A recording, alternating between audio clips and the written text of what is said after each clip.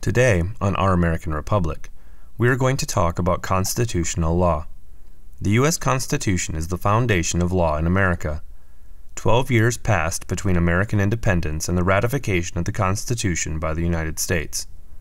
But, in spite of all efforts that went into creating it, the constitutional system itself is very fragile. Law only goes as far as government entities and the people are willing to respect it. In modern times, some take our system for granted, but the founders believed that the Constitution and our republic needed our support in order to survive.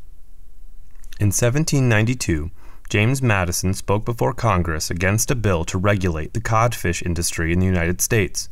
He said, "If Congress can employ money indefinitely to the general welfare and are the sole and supreme judges of the general welfare, they may take the care of religion into their own hands.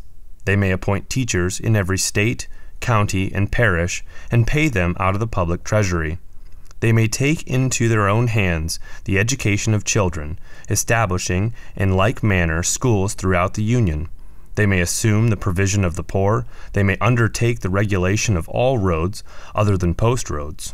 In short, everything, from the highest object of state legislation down to the most minute object of police, would be thrown under the power of Congress."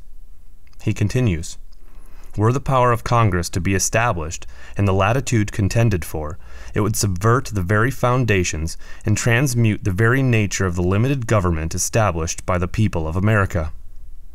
Based on the previous remarks, we can see how Madison believed that the Constitution intended to limit the role of the federal government.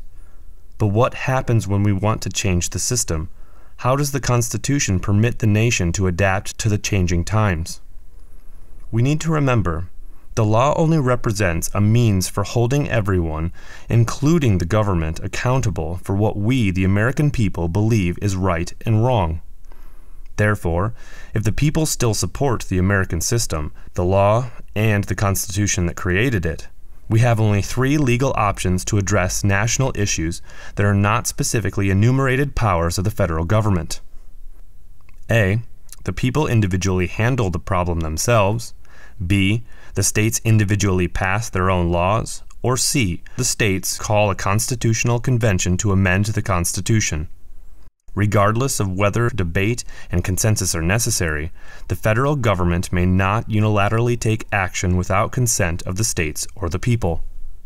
Constitutional law is clear, but our understanding of the law may not be as firm as it needs to be to hold the federal government legally accountable. How stringent is constitutional law? How do laws, fears, or morals prevent crime? What issues do you believe could result from a constitutional convention?